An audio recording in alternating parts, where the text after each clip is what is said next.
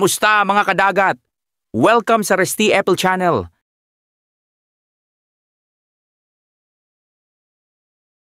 Ang tambayan ng mga mahilig sa kalikasan at kagilagilalas na nilalang. Ngayon, pag-uusapan natin ang isa sa mga pinakakaakit-akit at matatalinong hayop sa karagatan, ang mga dolphin. Akala mo ba alam mo na ang lahat tungkol sa mga dolphin? Mag-isip ulit! Sa video na ito tatalakayin natin ang 10 nakakamanghang bagay tungkol sa mga dolphin na siguradong magpapahanga sa iyo. Huwag kang aalis dahil ang panghuling fact ay tiyak na magpapabago sa tingin mo sa kanila. May sarili silang pangalan ang mga dolphin. Natuklasan ng mga siyentipiko na gumagamit sila ng mga natatanging tunog o whistle para makilala ang isa't isa. Parang underwater version ng pagtawag sa pangalan mo. Pangalawa, natutulog sila ng may isang mata na bukas.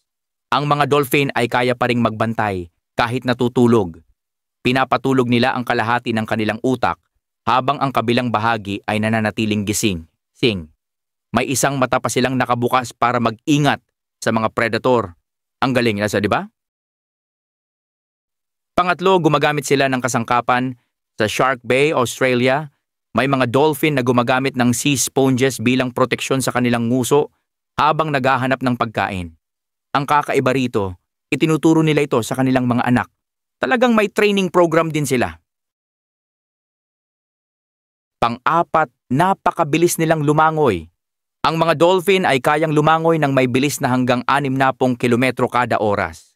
Kaya hindi nakapagtataka na lagi silang nakikitang mabilis na dumadaan sa alon. Pang-lima, may komplikadong buhay sosyal sila. Ang mga dolphin ay sobrang sosyal na hayop. Nabubuhay sila sa mga grupo o pods na may hanggang 12 miyembro. Naglalaro sila, nagtutulungan at tumutulong sa mga nasugatang kasamahan para silang may sariling underwater na komunidad. Pang-anim, mahusay sila sa pagsosolve ng problema. Ang mga dolphin ay hindi lang basta playful, strategic thinkers din sila.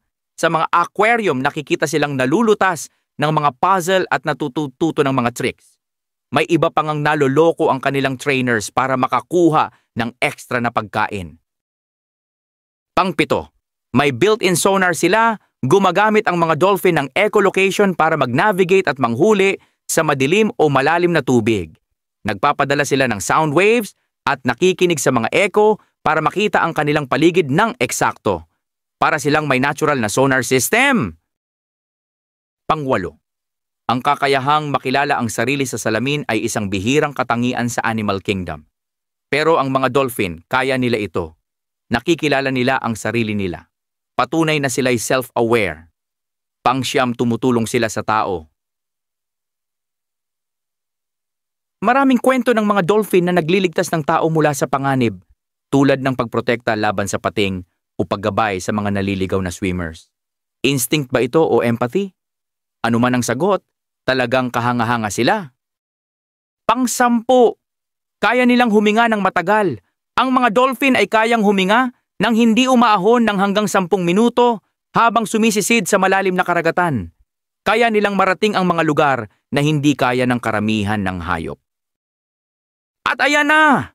Ang mga dolphin ay tunay na kamangha-manghang nilalang. Mula sa kanilang talino hanggang sa kanilang malasakit, talagang espesyal sila sa mundo ng kalikasan. Kung nagustuhan mo ang video na ito, huwag kalimutang i-like, mag-subscribe sa Resti Apple Channel, and i-click ang bell icon para lagi kang updated sa mga susunod nating paksa. I-share sa comments kung alin sa mga dolphin facts ang pinaka-nakakabilib para sa iyo o kung may sarili kang kwento tungkol sa kanila. Salamat sa panonood mga kadagat. Hanggang sa muli, tandaan, patuloy tayong magsaliksik, matuto, at mahalin ang kalikasan. Kita-kits sa susunod nating adventure.